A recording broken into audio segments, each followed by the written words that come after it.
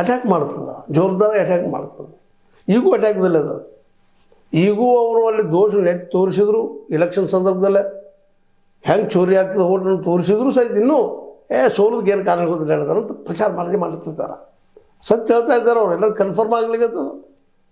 ಅದರ ಬದಲಾಗಿ ಅವ್ರು ಕೇಳುವಂಥದ್ದು ಏನಪ್ಪ, ಸಿಂಪಲ್ಲಾಗಿ ಬ್ಯಾಲೆಟ್ ಪೇಪರ್ ಅಂತೆ ಅಸಾಧ್ಯದ ಮಾತಾಗಿದೆ ಇವತ್ತು. ಅದು ಸಿಂಪಲ್ ಅದ. EVM VVPAT ಇವೆರಡು ಮಾಡಿದ್ರೆ ಮುಗಿದೋಗ್ಬಿಡ್ತು. ಇಲೆಕ್ಷನ್ ನಿಮಿಷ ಅಂತ ಮಾಡ್ತಾ ಇಲ್ಲ.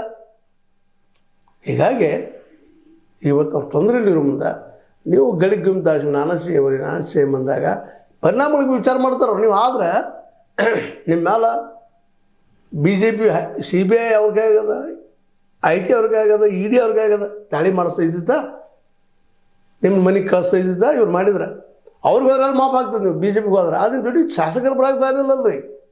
ಶಾಸಕರೆಲ್ಲ ಹಿಡಿದ್ಕೊಂಡ್ಬಿಟ್ಟಿದ್ದಾರೆ. ಸಿದ್ದರಾಮಯ್ಯ ಬುದ್ಧಿವಂತರು ಇದ್ದಾರೆ ಅವರು, ರಾಜಕಾರಣ ಮಾಡಿದವರು ಅವರು.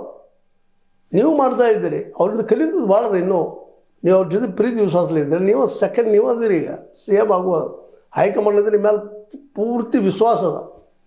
ಅದು ನೀವು ಯಾಕೆ ಗಡ್ಬಡಿಸ್ತಾ ಇದ್ದೀರಿ? ಏನು ಅವಶ್ಯತ್ತು? ಆಸಾಮ್ ಕೇಳ್ಕೊಂಡು ಬಂದುಬಿಡ್ಬೇಕಾಯ್ತಲ್ಲ, ಮತ್ತೆ ಬೆನ್ನತ್ತು ಏನಿತ್ತು ಅಂಥೇಳಿ ನೀವು ವಿರೋಧಿಗಳು ಕೇಳ್ತಾ ಇದ್ದಾರೆ. ಅದಕ್ಕೆ ನೀವು ಮಾತು ಹೇಳಿದ್ನಿ, CM ಅವ್ರನ್ನ ಒಪ್ಪೋದು ಜಮೀರ್ ಅಹಮದ್ ಖಾನ್ ಸ್ವಚ್ಛ ಹೇಳಿಬಿಟ್ರು.